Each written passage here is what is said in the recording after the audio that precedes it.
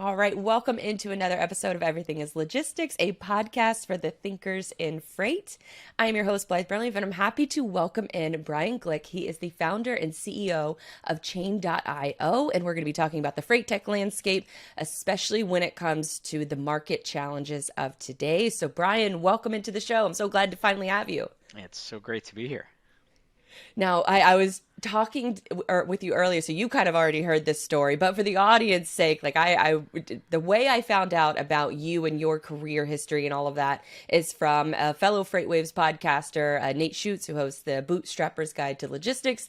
And I was listening to that episode and I had to press pause, the one that you were on, go to LinkedIn, find your name, and connect with you because I knew I had to have you on the show.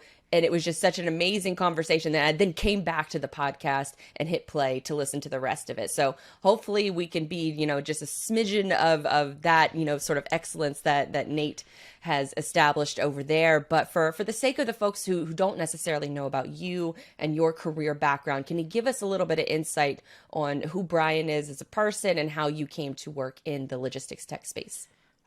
Yeah, absolutely. And first of all, that's a lot of pressure to live up to. So hopefully we'll do it justice. But Whew. the so I have been in the logistics and supply chain space now, pushing 25 years, which is still weird to say out loud. Still wearing a hoodie to work though, so I feel like I've managed to avoid some of the traps. Um, I got into it in the 90s, dropped out of college, and got a job literally running wires from the back of a mainframe to the old dumb terminals. The company didn't even have PCs for a customs broker and said, I'm going to do this for 3 months, and then I'm going to find a more interesting thing to do with my life than whatever this company. I didn't know what customs even was, but they offered me $1,000 more than the Philadelphia Art Museum, who was going to do PC support, and I was like, that sounds like a really great plan for a 20-year-old. And I'm still searching for something more interesting than this. I have yet to find anything more fascinating than supply chain. And so over the last 25 years, I've done a ton of jobs. I've run global infrastructure for 3PL. I've helped some of the largest apparel companies in the world manage their move to globalization and what that meant from a custom standpoint. I've built, this is my second software company, and I've always been very focused on the international trade and compliance and ocean freight markets, but have done a little bit in the warehousing space, enough to be dangerous, and a little bit with those. Apparently, there's these trucks that move in between those two legs, and I've also know a little bit enough to be dangerous in that space too. So. So what was the catalyst? Because you are the founder of Mhm. Chain.io. So what was the catalyst for you to say that you've worked in all of these different roles within the freight industry or within logistics at supply chain as a whole? But what was that catalyst that said to you, I need to start this company? So in 2015, 2016 timeframe, I was working at a freight forwarder and customs broker called Vandegrift, who's since been acquired by Maersk. And when I was there, I had a sales leadership role as an executive sponsor for a lot of accounts and that type of stuff. I was out with customers, actively selling and running IT at the same time. And I realized that the number one friction point when a freight provider wants to work with a shipper was how quickly can we get the systems to work together? How quickly can we do the EDI, or how quickly can we get all of these complicated things together? And it used to be, it was like, how fast can we connect your mainframe to mine? And as companies started buying more online software and started buying more specific software, it became, we have 14 internal systems at, big company X, and you have 9 systems at your freight forwarding company, and they all have to have this complicated dance of making all of this work together. And that was the number one blocker and friction point to progress. And nobody was addressing that. And I was lucky enough to spend enough time understanding the tech industry and understand that that problem was going to get a lot worse as all these APIs came in, as all of these venture-backed SaaS companies came in to do very, very specific things.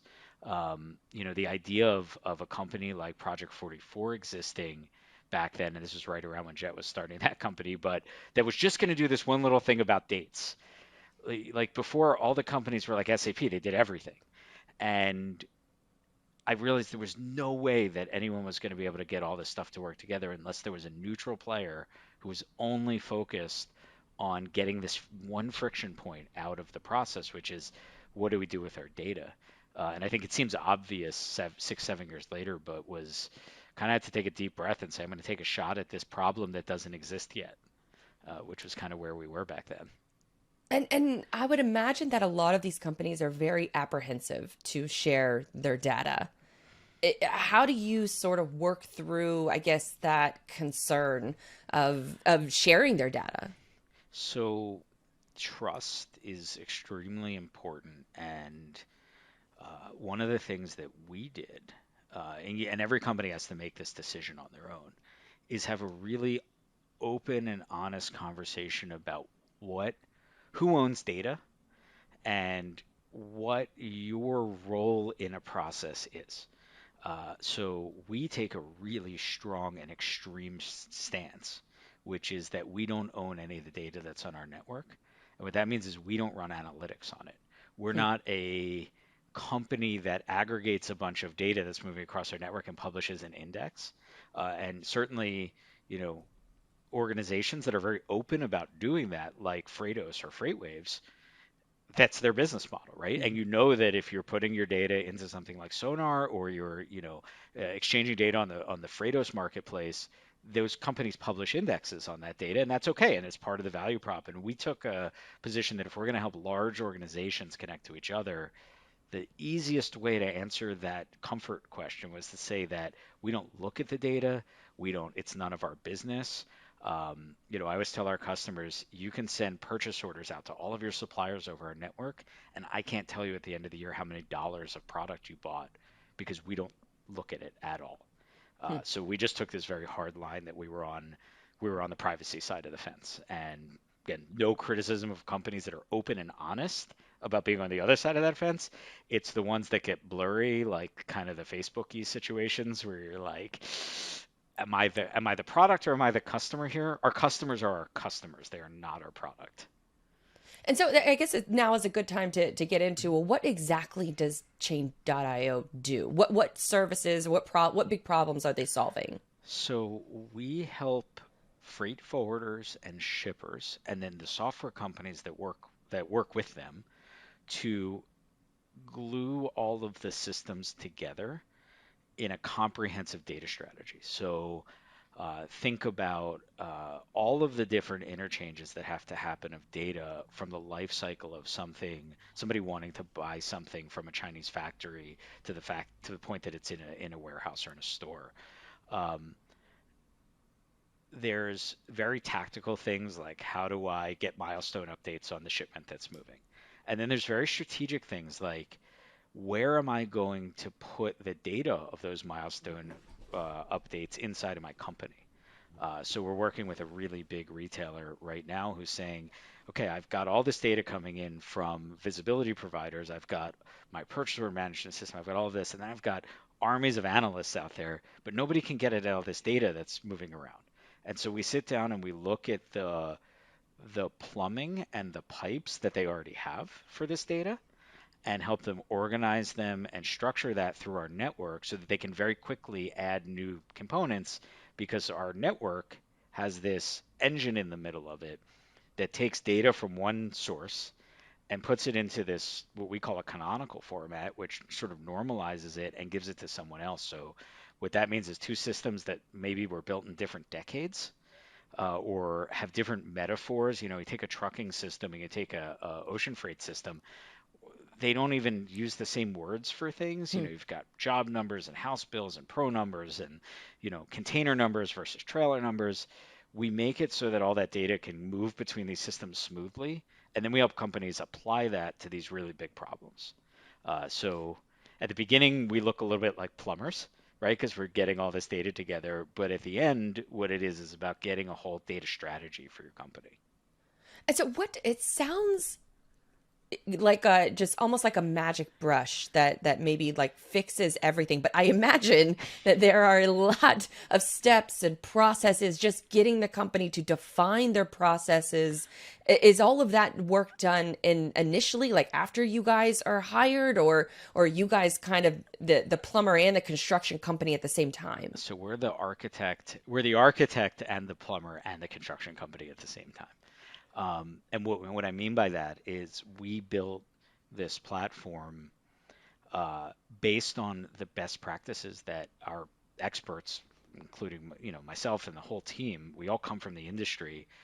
What we realized was that there's a lot of different ways that people name things and a lot of different ways people describe their supply chains. But at the end of the day, we're all moving boxes of varying sizes and shapes from one point to another, or buying things and having them delivered, right? Whether you're buying from 50 containers from a factory in China, or whether an e-com customer is buying one package of a just an envelope with a pack of post-its in it, the patterns are the same. You've got to buy things, you've got to procure freight, you've got to do rate management, you've got to do pickups and deliveries and put things into inventory and take them out. And we modeled out there's about 15 different things, and we have the best practices built into our platform. So like the huge difference when companies work with us versus say, going to like just a generic integration company is I'll take pricing as an example. We work with a freight forwarder. It's one thing to say, how am I going to get this file that has all of my contracts with my carriers into my system? Better question is, how am I going to make my e-com experience as a freight company work well for my customers? Which means, how do I take the information that they put in on my website, query my air freight, my ocean freight, and my trucking system simultaneously, coordinate all of that data, get it back presented on the website, let the customer hit buy now, and get that purchase with the actual correct pricing into my TMS? We have an architecture for that. We have a slide for that. And so instead of a company spending a year figuring the answer to that question out, they come to us and they say, let's implement the best practice implementation for rate management.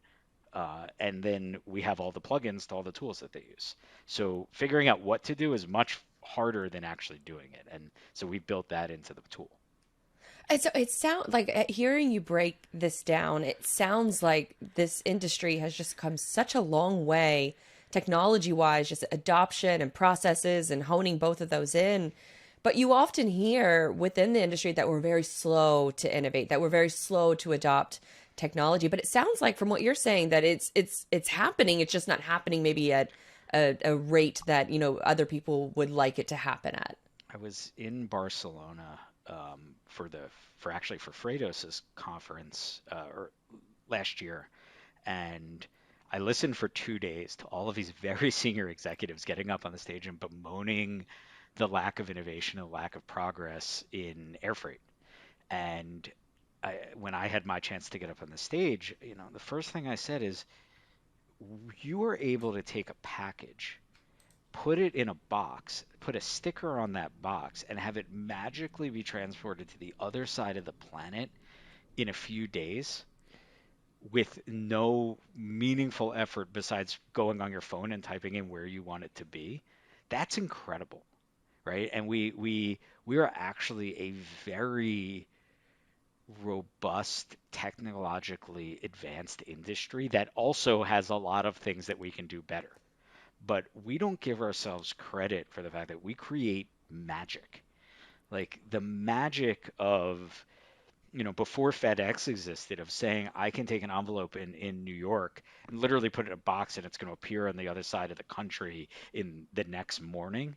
That's insane, right? When you think about it before it existed, right? Overnight shipping or, anything related to e-commerce or the ability to coordinate and understand the traceability, which is what we're spending a lot of time on now, of being able to take a particular bale of cotton from somewhere and actually draw the straight line to the t-shirt that's sitting on the shelf at a store.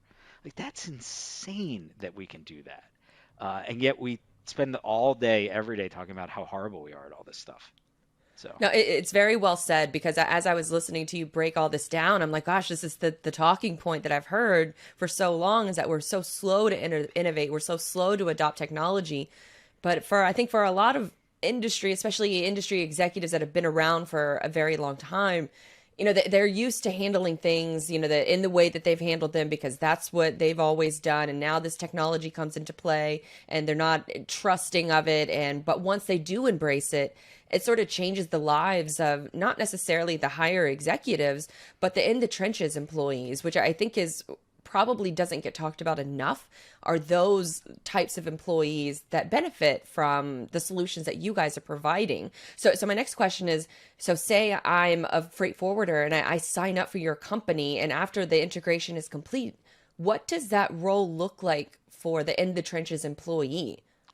So the in the trenches employee, who's actually the one I care about the most personally, um, they don't really know we exist, Hmm. but they know that something, they don't have to do something that they had to do the day before, right?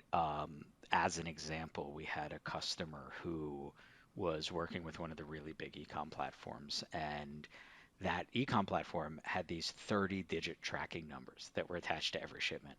And that employee had to sit there and type those tracking numbers in every day because their IT department was struggling with the integration with the customer. And instead of going back to the customer and telling them to change something, they were essentially taking these huge technical files and dropping them into a folder. And then the employees were opening them and trying to transcribe all of these reference numbers. And then when they got them wrong, the status messages didn't go back to the customer right, and that employee would get yelled at. And so when we're doing our job well, it's about sitting down and saying, you can't ask that huge ecom platform to change how it works. You can't ask this massive freight company to change how they work.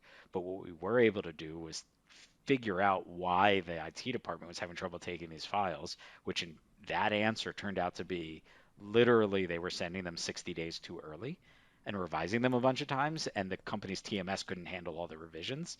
So we said, hey, what if we just look at the date in the file and don't send it to you until it's about to arrive because you're just doing drayage? And they were like, oh, well, that would be awesome. And so, like, in like 3 days, the problem's fixed, right? And that employee is now no longer getting yelled at. The executives who are going in and apologizing once a quarter at the QBR for the KPIs being awful are no longer getting yelled at. And we fade quietly into the background, and everyone's just like nobody logs into our system except for IT people. But it's the grease inside of all of the gears.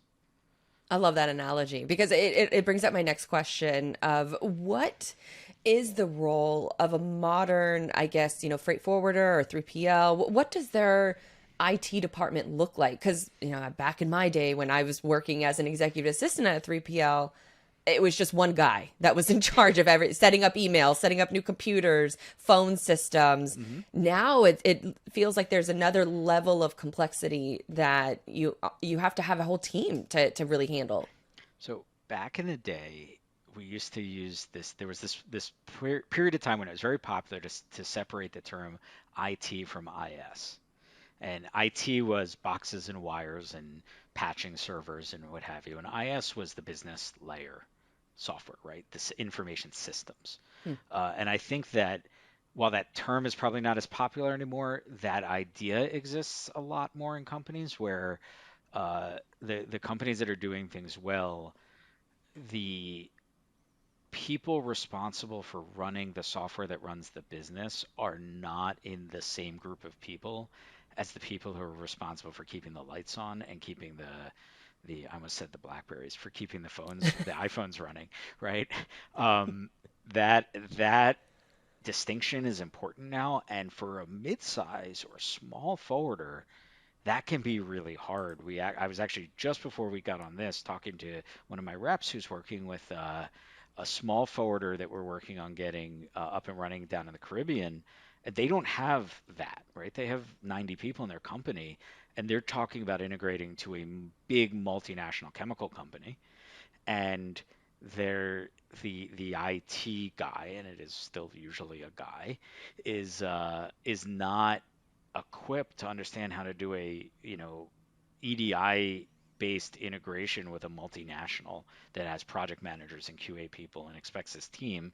So we're encouraging that company to work with us because we become sort of the front end, with our services group on top of the software to give the impression that that company is much larger so that they can interface with that big account. And so it's almost like a resource for the IT role in present day. Yeah, yeah, and when we work with larger companies, they have integration teams and all of this, and we tend to do sort of long-term strategic things like that rate management thing. And when we work with smaller companies, oftentimes we become the customer-facing front edge of really, we don't think of it as the front edge of the IT team. We think of it as the front edge of the sales team or the account management teams there, so that they don't have to go back to that IT team and ask someone who's not trained in managing a customer relationship, who didn't get into IT, to have to go to customer meetings every day, right? They get in IT oftentimes to avoid that. Right. And so it's not fair to ask that person to also be a good salesperson.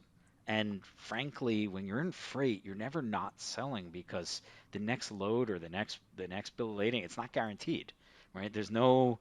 Nobody has like real enforceable contracts in this industry. So everyone who's customer facing needs to be good at customer relationships, and that's not a fair thing to ask of an internal IT person who just was never taught to do it, right? And that's a real struggle for small and mid-sized forwarders.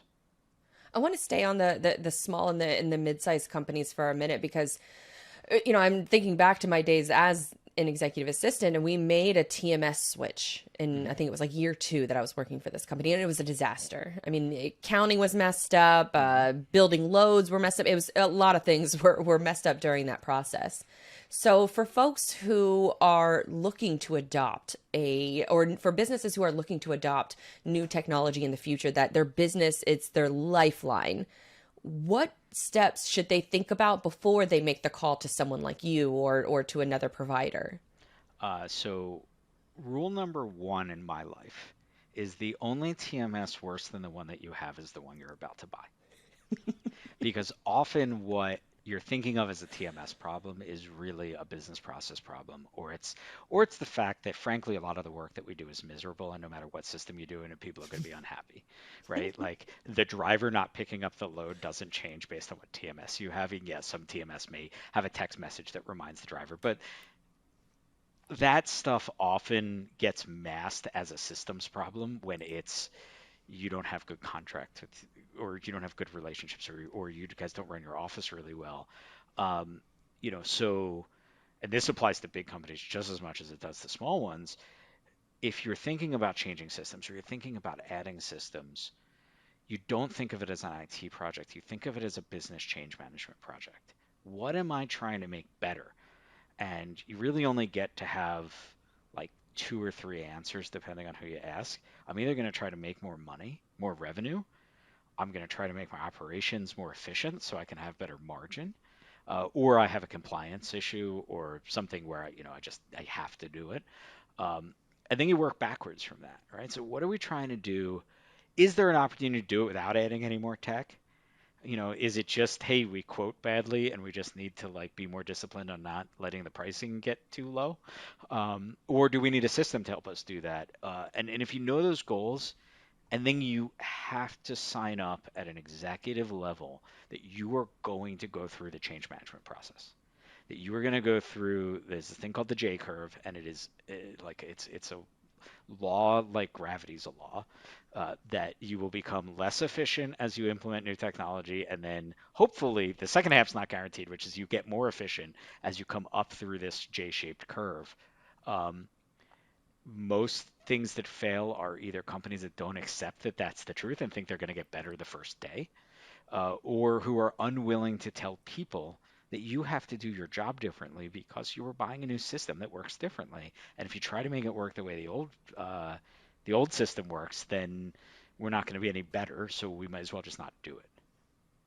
Is it almost like I guess, a universal sign when a company is doing a big change order, big Mhm. switch from one, a software provider to another, that the whole company is pretty much going to hate it because they have to redo all of those things? Like how much of it is I have to redo my job, but it's more of a psychological level, like that they have to retrain themselves. So they'll hate it if they're not engaged in the process from the beginning, right? And the more you can engage downstream sort of stakeholders that matter, like accounts payables people, accounts receivables people, line level operators in the evaluation process, so that you hear, so they feel heard, and B, so they are heard and can help you avoid making a mistake. Then change management gets easier. Um, I would say there's a sales component to change management as well. And if you come in and you just say, we're doing this, people get really kind of resistant. If you come in and say, hey, we heard and we understand that this part of your job is awful, and we're investigating and are evaluating a tool, and we'd like you to help us figure out if this is going to make your job better, that's going to be a lot easier of a change process, right? So doing the hard work, and this is all things I learned from the former CIO that I worked for. Her name is Catherine Cooper, and she actually runs a change management focused consultancy for, they do warehouse implementations and inventory systems, what have you, called World Connections. And she really taught me the hard way that it's the meeting before the meeting Hmm. is where the real work is done, right? The sitting down with people and making sure they understand why we're doing things, and taking the time. And then, frankly, whether it's Chain IO or not, getting boxes and wires and getting things connected together that's technical. The computer will ultimately do what you tell it to do. The people are the fun part and the hard part. And I imagine that from all of your experience, 25 years within this space, you've seen a lot of things sort of come and go as far as technology is concerned. What does the current sort of freight tech landscape look like? Is it like 70-30 positive, or do we still have a long way to go for, efficiency and optimization and all the things that, a business operator wants?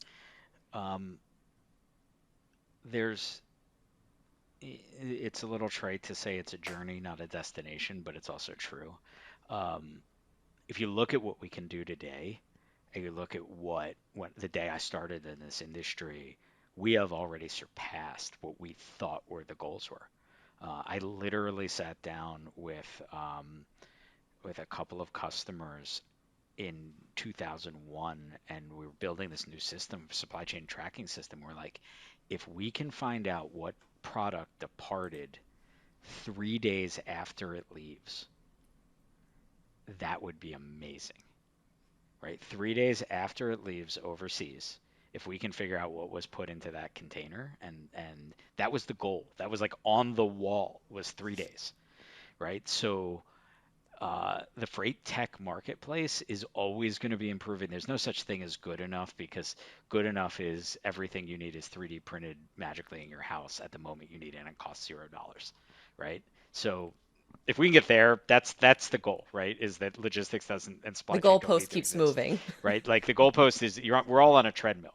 If you make peace with that, I think one of the really cool things about being in or entering an economic slump, which people get really concerned about, is it's very distilling, right? So what you're going to see over the next couple of years is a lot of tech that was promising but not practical starts to fade out, and things that are delivering actual improvements for those people at the disk level and for the people who manage the balance sheet are going to continue. And it's this kind of thinning of the herd, if you will. Again, not probably not the nicest way to say it, but you know that's the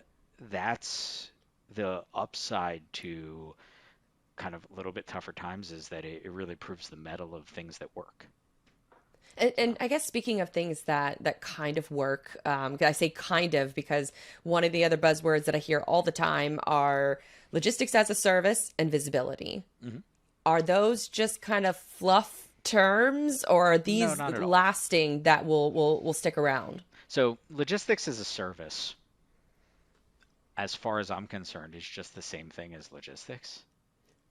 Like I don't, we were a I've worked for multiple tech-enabled 3PLs in my life. We were using systems and had websites and visibility in 2001.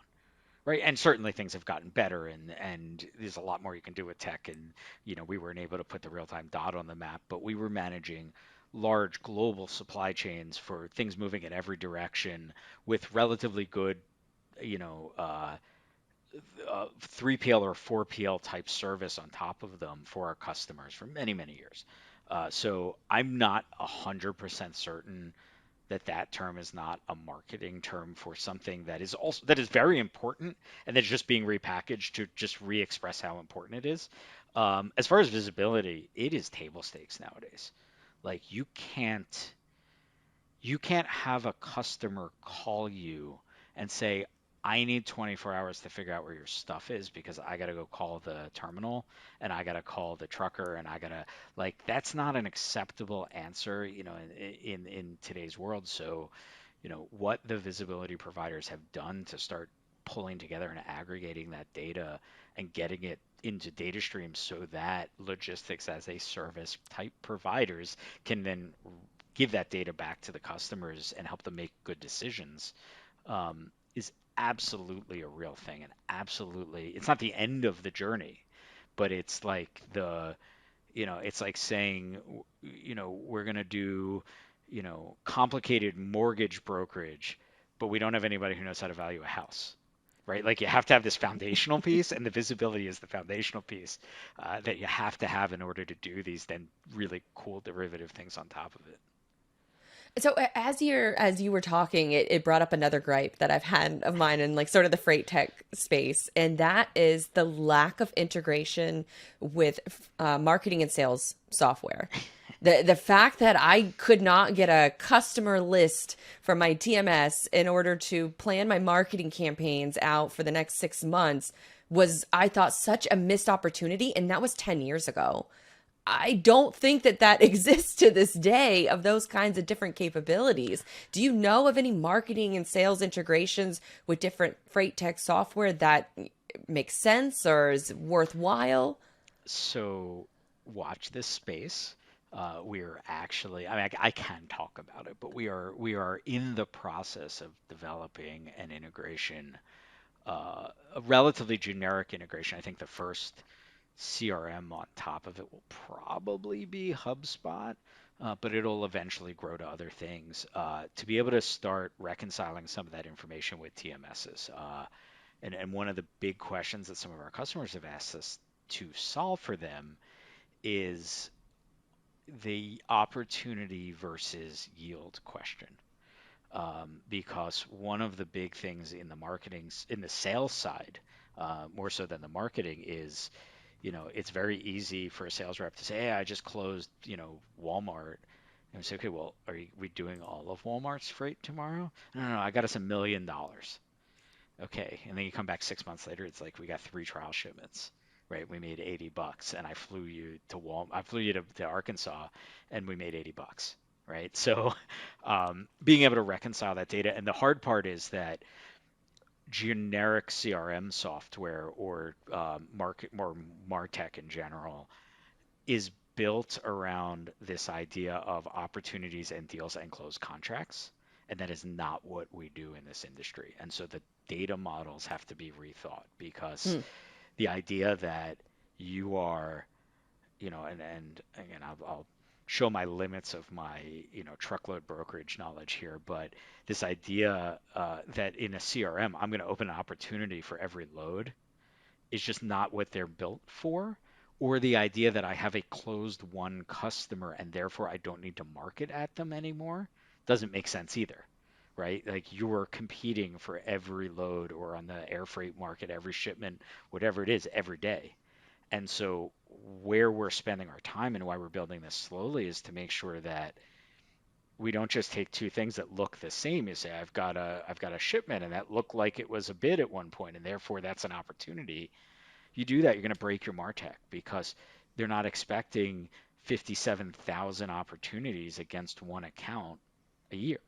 they're expecting 4, right? And so all the workflows, so you've got to say, okay, my opportunity is a year's worth of yield, and we need to aggregate the shipments and think about it differently. That's like, that's where this stuff gets really interesting, is how to, is that there's plenty of MarTech out there, but none of it's built for a highly transactional kind of world that we live in. That's fascinating. So I guess in what you're building, we'll bring you back on in the future in order to talk about it, because I want to ask a lot of questions, but I also want to protect what you guys are got going on. And so I guess sort of my next question is, in your world, in your perfect freight tech world, what is missing from the freight tech landscape today that you hope will be solved in the future, or that maybe you're working on solving in the future? I think the thing that I'm going to pick two because I can't pick one.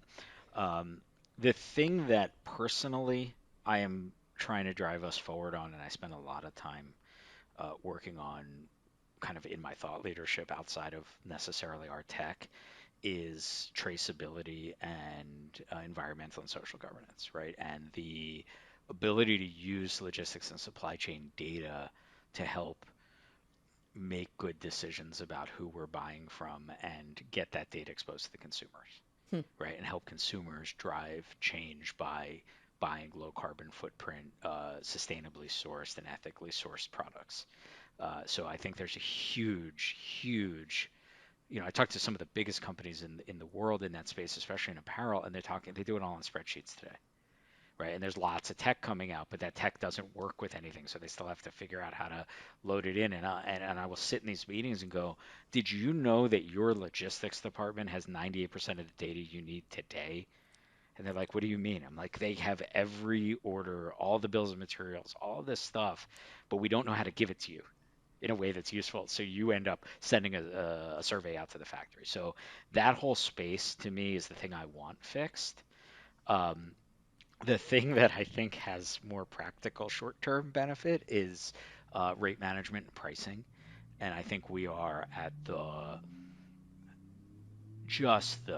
tip of the iceberg, especially in the international. I think domestic and truckload is and LTL is a little bit more advanced, but this getting at dynamic pricing and getting out of custom annual contracts and spot market versus contract market and all of that, that there's a world where getting a quote from a freight forwarder, the time we're talking about orders of magnitude difference, and it will make everyone more profitable. That if you want to buy an online advertisement, like a single pop-up in a single window on time, there are software companies that run auctions for that space. Like they do all the stuff in the background of that.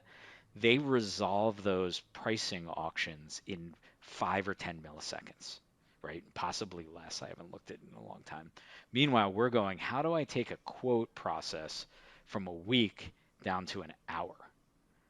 Well, someday we're going to get to that 10 millisecond thing. And how do we make sure that we're on a journey there that doesn't stop at an hour or stop at I can type it in on the website and a bunch of things spin and then I get back a page that looks like Expedia, and get to the point where when a large forwarder wants to reconcile that, or a large shipper wants to reconcile that amongst their community, that this stuff is instantaneous and automated in a way that still protects the margins of the forwarders and of the carriers, right? That we shouldn't see, when this is all perfect in some dream world, you shouldn't see these big swings in the market as badly, because you won't have carriers chasing rates down to negative numbers. You won't have, you'll have a more stable world where things are more liquid. And if you really want to get into this, Zvi, who runs Freightos, this is his favorite topic in the world to talk about. So next guest for you. Yeah, I'm going to be So writing that down. Just made a little note to myself. Now, when we talk about bringing it, I guess, back to sort of more of it, last few questions, but before I let you go, Elon Musk obviously has been in the news seemingly every hour of the last, 6 months. But one of the bigger, I think, story points that affects the freight industry is him gutting the staff of Twitter down to, I think it's something with like 20% of the original staff, proving that you can run a tech company with, improved processes and probably just focusing more on talent. I'm sort of paraphrasing here. But from the aspect of freight tech, we've seen a lot of layoffs, in the last couple of months. Is there any correlation between what's going on in freight tech and also how Elon is choosing to gut the staff of his quote unquote technology company, and how that might affect the future of freight tech? Is it going to be kind of like a dangerous world in freight tech for the foreseeable future? So I'm gonna parse out a couple of things there. One, there's the right way to do things and the wrong way, from sort of an ethical and treating people purpose. So his behaviors, I vehemently against our corporate culture, and I think they are appalling, in my opinion, right? So the way he went about doing things, some of the things that are true, and if you look at them, um, from even what Salesforce or what Microsoft's doing, or other companies in tech, there there's been this freeze in the market, as far as tech valuations. They were basically cut in half over the last year, and every tech company, who is privately held, and venture backed, is being asked by their VCs to what we call extending runway, which is essentially spend less money because we don't know when the market's going to come back, and you want to make sure you don't run out of money if you're operating at a loss. And if you're a publicly traded company, it's, hey, we've got to kind of keep the numbers where they are so that we don't get hammered to the point where it can really damage employees, either because they have shares or because you go to zero and you're out of business, right? So companies are looking at that, and they are definitely trying to figure out how to either do more with less, or rationalize some, and poor decision making, as far as maybe overhiring, when things were a little bit overheated. Mark Benioff got in a lot of trouble for the way that he framed all of this because, again, not terribly empathetic in the framing, but it's this, this thing that, is really hard as a CEO to sit there and say, hey, I need to pull the plug on a non-profitable project. And while it's hard as a CEO, it's harder for the people who, are subject to that, and people who lose their jobs and who have to go home to their families and talk about that. That's what really matters. So the lack of empathy really upsets me.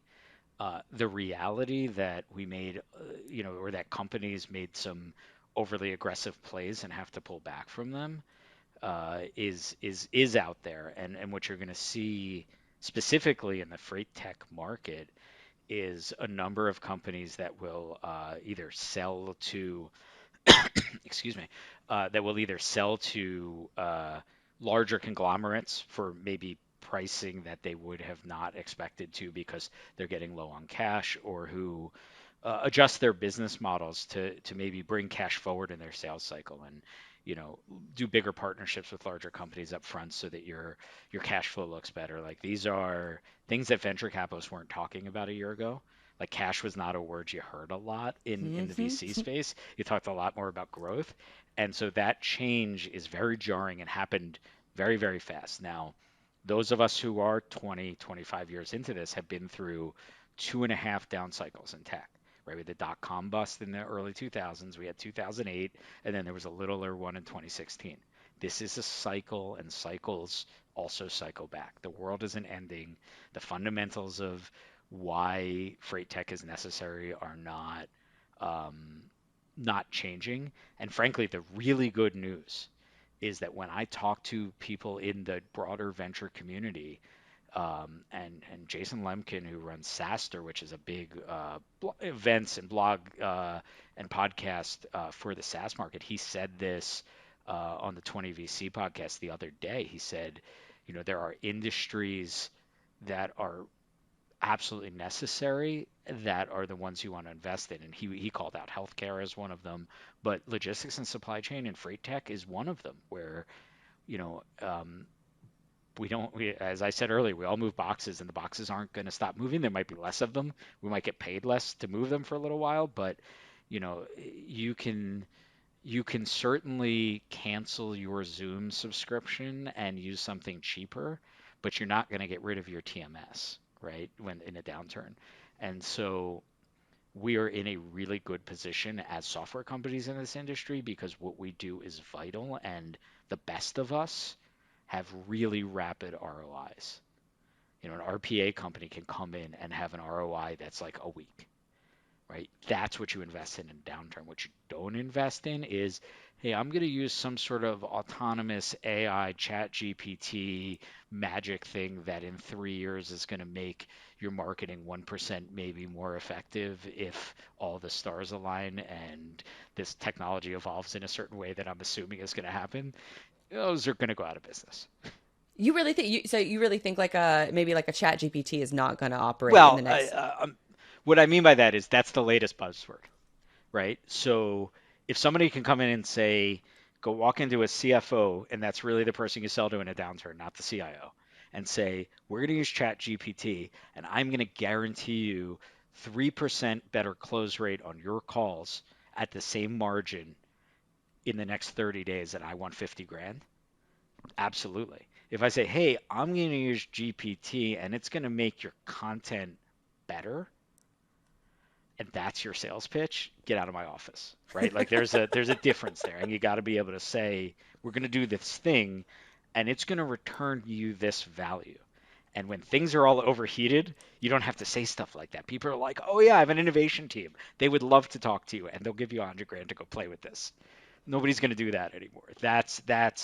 That's more what I'm saying, right? You And have to prove yeah, profitability, not yeah, burn, and what is it, $3 million a day, I think is what Chat GPT is burning right yeah, now. something like, yeah, like that's, and I understand that they're investing in the long term, right? And Sure. that there is likely value there, but it's not, but people like to kind of put the edges of the business case together and then sort of wave their hands and never finish the last piece of math that says, and how is this going to help me do one of those three things I was talking about at the beginning, make more money, save money, or be more compliant, right? If you can't answer one of those three questions, you're not surviving a downturn. Do you see any sort of similar tools or technologies related to AI, similar to what sort of Chat GPT is the buzzword, and I guess in regards to taking over with marketing, for example, do Mhm. you see anything similar in the freight tech space that where an AI language model tool could really come in and revolutionize, or is that a fool's hope? So I think the language model piece, I don't know. What I do think is the if these tools can do what they appear to do, which is understand context better, or at least give the illusion of understanding context better, that opens up the ability to start coming after the jobs of the people who thought their jobs were safe, right? Like, what is my pricing strategy for next year? Like the directors, the VPs are now, we always said that the desk level employee's job is at risk because we don't need 50 people doing data entry. We can do it with two people in an RPA tool. If they can understand the context and be able to realize that I need to go out to Apple and talk to them about this unfolding thing that we see related to the chip market and the impact of the CHIPS Act moving onshoring chips, and do that in a more aggressive way that actually creates more sales, or says, hey, because of the CHIPS Act, in 2 years, this trade lane is going to go down. So maybe we shouldn't make this acquisition of a forwarder who's based in Taiwan based on the fact that they move all of this product for Qualcomm, and Qualcomm's going to probably move this to Texas because this news article says that Congress is going to sign this agreement in the next Congress, whatever the case may be. That contextualization, if they can do things like that, and God, we're miles and miles away from that. And the shine will come off of this, and it'll be a long journey to get there. But if that is theoretically possible, then yeah, then a lot of things can happen.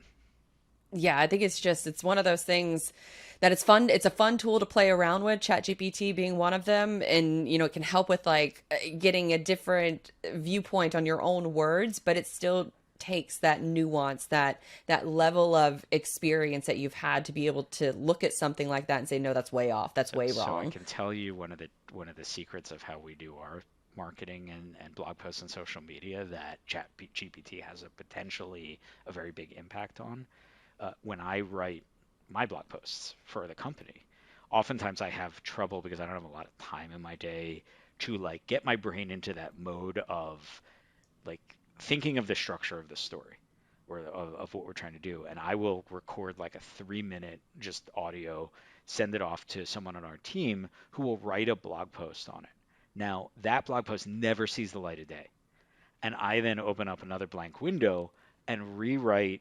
I use that as a starting point to kind of get the shell together and say, okay, and then it helps me think, oh no, no, no, applying my 25 years expertise, this isn't right, and I should talk about this other thing, and it should be kind of the thoughts should be reordered, or sometimes I take it in a 90-degree different direction using that person when I record that 3 minutes of audio, if they can just upload that to Chat GPT and send me back the, as my head of marketing called like the thing that a 10th grader would write, that's enough. Like that piece of that step we can likely start to automate, and we are experimenting with it.